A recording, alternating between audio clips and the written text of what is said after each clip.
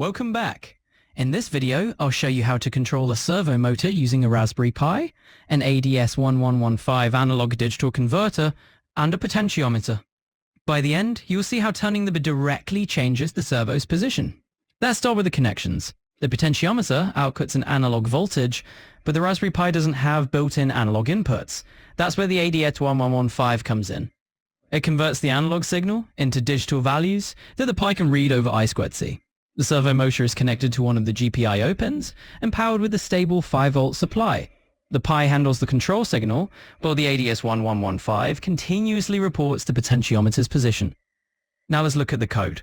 First, we initialize the I2C bus and configure the ADS1115.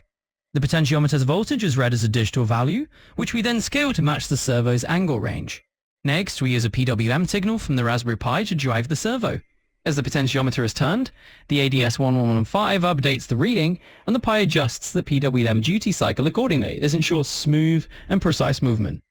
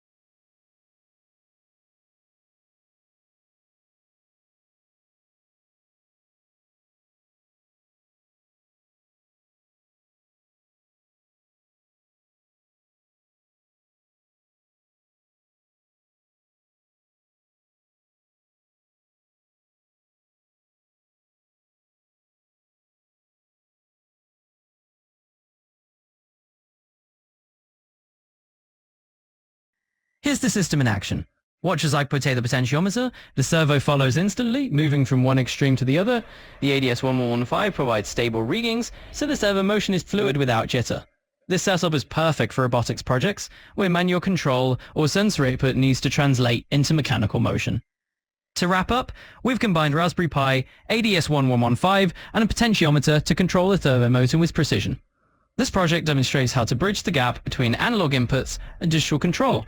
Thanks for watching. If you found this helpful, don't forget to like, share, and subscribe for more electronics tutorials.